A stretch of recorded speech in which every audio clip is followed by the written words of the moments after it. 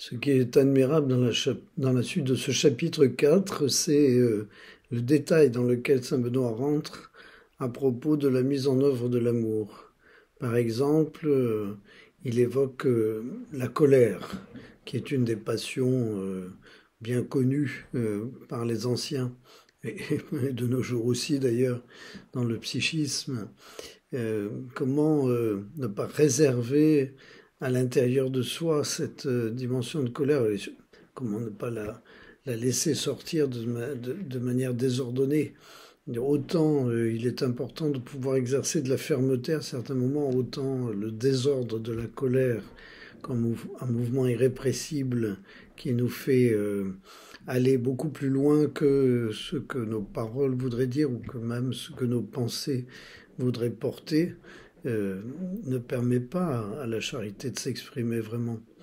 De manière, le rapport à la paix que nous donnons à quelqu'un, dans quelle mesure il correspond à la vérité de notre cœur. Ne pas dire des propos comme des serments sur lesquels s'avancer et ne pas pouvoir les tenir.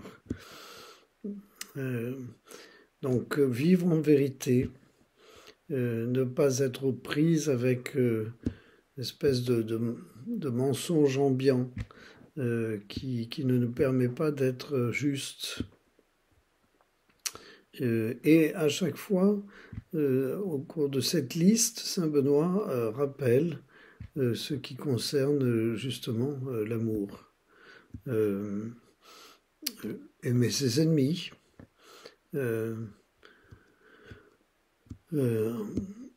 et par exemple, puisque ça va jusque-là, ne pas rendre le mal pour le mal, ne pas maudire,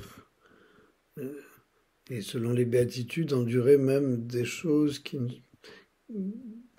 pour la justice, nécessitent que l'on s'engage plus loin et qu'on éventuellement subisse la persécution.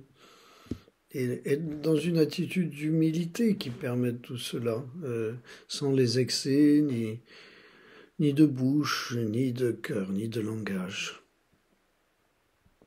Ne pas être paresseux, ni critique de manière négative constamment, ni dévalorisant pour les autres.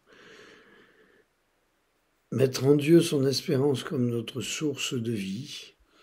Bien penser qu'on est là de passage et que la mort peut venir à n'importe quel moment et vivre en fonction de cet essentiel, que la vie est là, maintenant, mais qu'elle ne nous appartient pas.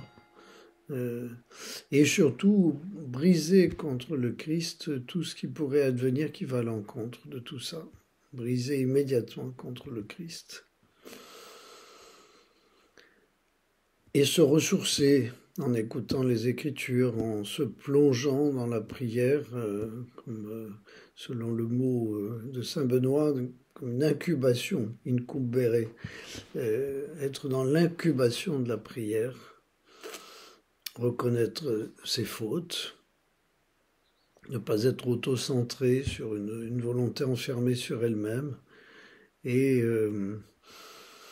finalement se rendre disponible pour une vie de partage de ce que Dieu nous offre dans sa grâce, et surtout ne pas vouloir être proclamé saint avant de l'être, mais commencer par l'être vraiment avec tous ses outils, et peut-être cela pourra être proclamé en vérité à un moment ou un autre. Eh bien, avançons dans cette perspective, nous avons beaucoup d'outils à notre disposition.